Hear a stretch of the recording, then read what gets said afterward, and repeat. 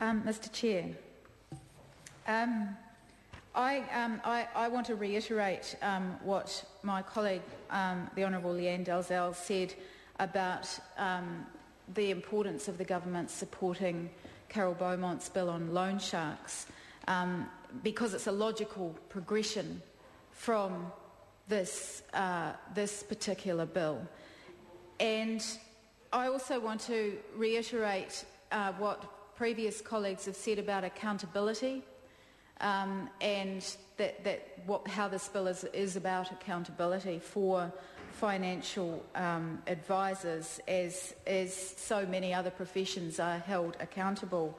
As the law stands, anyone can call themselves a financial advisor, and you don't need any qualifications, you don't need any supervision, and you don't have to belong to a professional body.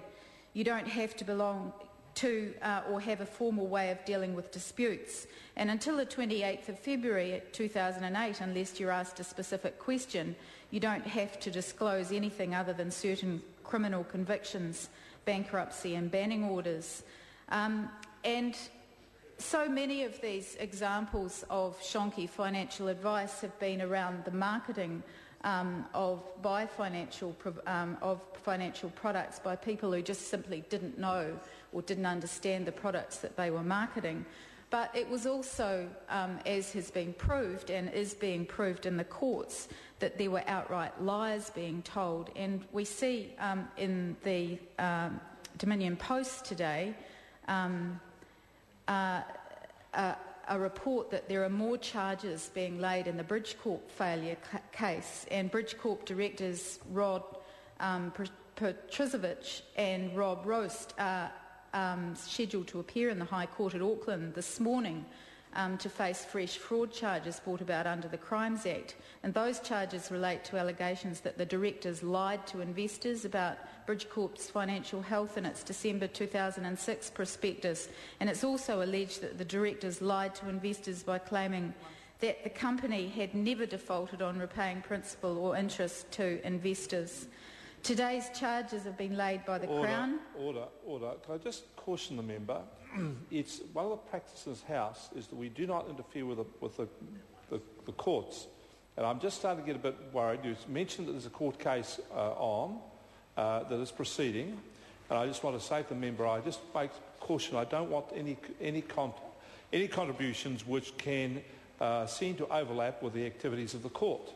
It's fair enough to refer that there's a court case, but I just started to get the hint that you were moving on to some of the substantive issues in the case.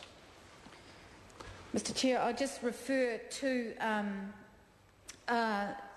some of the victim statements that were made by victims of the Bridgecorp issues that were reported in the Sunday Star Times in late 2007, to give an example of the kind of impact that this has had on people's lives, and this has been talked about a number of times in this House, which has resulted in this bill.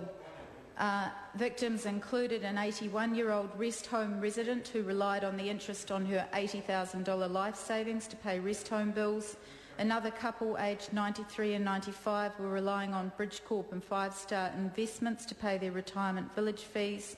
And another aged 67 who lost $160,000 across several bust finance companies, who said, "We will never recover from this. We are too old and we're too tired to fight. We're absolutely devastated, feeling that we've been robbed of our life savings by dishonest and unscrupulous investment companies." Many investors complained that their financial advisors were still spinning them hard sell, despite the collapse and advice from receivers that holders of unsecured debentures and capital notes would get nothing. And another quote by one of these people said, "My financial advisor told me not to believe what the receiver, the media and the experts were saying, and that we would get most of our money back. And I feel that I've been misled by my financial planner, and I want them to be held responsible for their negligence." And, Mr. Chair, that is what this bill is trying to achieve. From the 29th of February 2008, amendments to the Securities Markets Act of 1988 will change the rules on disclosure by investment advisors, but not on other kinds of financial advisors.